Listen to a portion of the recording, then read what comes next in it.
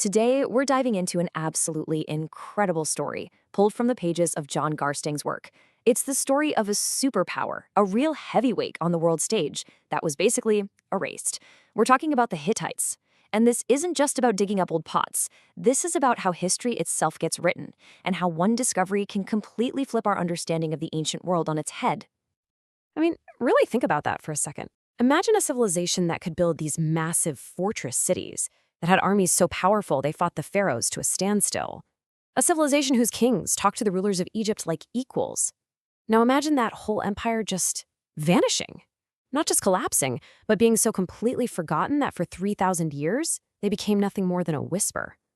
Well, that's not fantasy. That's the real-life historical mystery we're about to get into. So, to really get a feel for how huge this discovery was, we've got to rewind and look at the map of the ancient world as people saw it about a century ago. It was a map that was really defined by what we didn't know. It had some pretty massive and very, very empty spaces. And this quote right here from the introduction to Garstang's book, it just nails it. Professor Sayce wasn't exaggerating. Asia Minor, which is basically modern-day Turkey, was this giant historical black hole.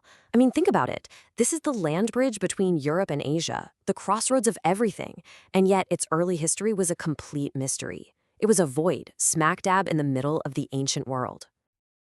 For the longest time, this story we told ourselves was, well, it was pretty simple. You had Egypt, this eternal godlike power on the Nile, and then way over to the east, you had the big empires of Mesopotamia, the Babylonians, the Assyrians, ruling between the Tigris and Euphrates rivers. History was basically a blockbuster drama with two main stars. Everything else was just kind of background noise. But here's the thing. That neat little two-sided story had some problems. Because scattered all across that blank space in Anatolia, there were these clues that just didn't fit. They were weird anomalies, these whispers from the past that hinted at a totally different story, the very first fingerprints of a ghost empire. Early travelers in the region kept stumbling upon these things that just made no sense. You had these giant figures carved right into the rock at a place called Ivriz. You had the ruins of this enormous city gate at a site called Bag Haskui, guarded by these huge, terrifying stone lions. And the art was just different. It was powerful, for sure, but it wasn't Egyptian and it wasn't Mesopotamian. And the craziest part, the inscriptions were written in these strange, picture-like hieroglyphics that nobody, and I mean nobody, could read. So the big question was, who on earth were these people? The name Hittites did pop up here and there. You'd find it in the Old Testament or in some Egyptian records. But everyone just kind of assumed they were some minor little tribe up in the hills.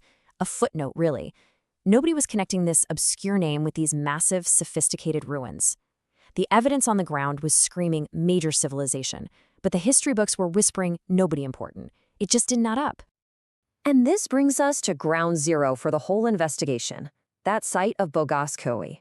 This is where all those scattered clues, all those weird monuments, and whispers from the past finally started to come together into one absolutely mind-blowing picture. What the archaeologists found there wasn't just some small town, no way. They uncovered a vast, sprawling city surrounded by miles of these insane defensive walls, built with these huge cyclopean stones. The engineering was just breathtaking. The scale of the place was totally out of proportion for what was supposed to be a historical backwater. This was a capital city. This was a statement of power. And you can just feel the awe in John Garstang's own words here. He knew, just by looking at these walls, that this wasn't the work of some small tribe. Solidarity, power, skill, and resource. Those are words you use to describe a serious, organized, wealthy state. A state that could command huge amounts of manpower and know-how. This was the work of an empire. And then, inside the ruins, they hit the jackpot. Not gold, not treasure, but something way more valuable to a historian. A royal archive.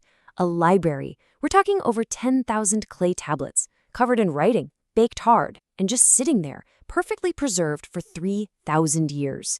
This was it. The entire lost history, the laws, the letters, the stories, the voice of this civilization was right there, waiting for someone to finally read it. Of course, finding a library is one thing.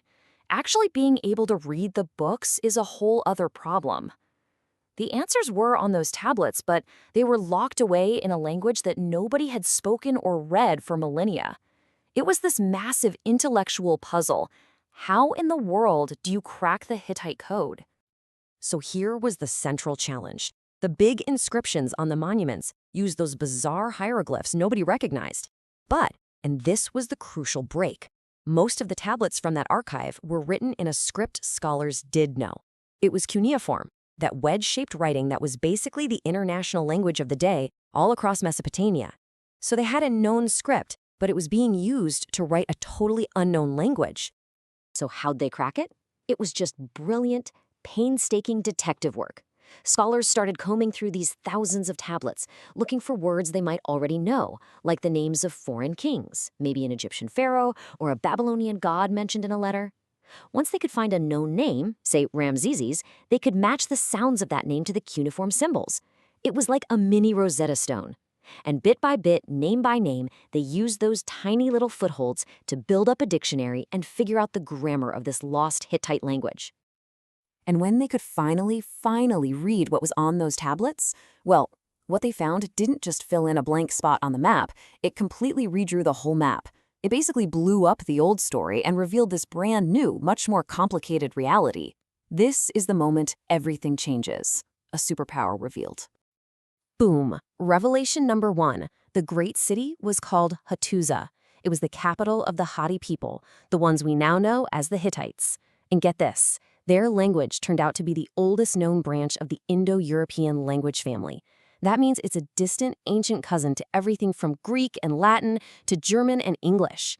That discovery alone was a bombshell for historians and linguists. But the real smoking gun, the piece of evidence that proved beyond any doubt just how powerful these people were, it came from a very specific set of tablets. It was a formal state treaty, and this inscription says it all. The seal of the treaty made by Hattusa, the great and powerful king of the Hittites. And who was this treaty with?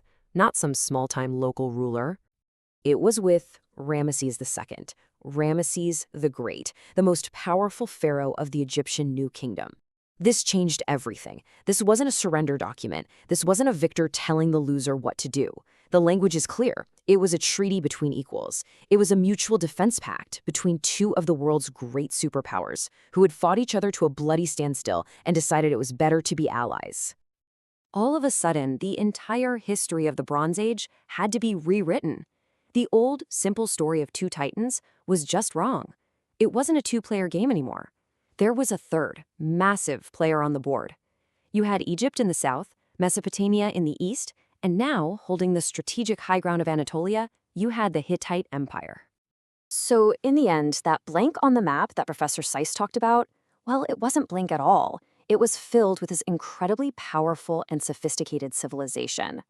The Hittites weren't a footnote anymore. They were revealed as the third pillar of the ancient world, an empire that looked the pharaohs right in the eye and whose incredible story had been almost completely lost to time. The whole Hittite Empire, one of the great powers of its day, was just sitting there, hiding in plain sight for 3,000 years before we finally figured out who they were. It just goes to show you that history is never really finished. It's an ongoing investigation. And it really makes you wonder, doesn't it? What other huge stories, what other lost empires are still out there, just waiting to be discovered?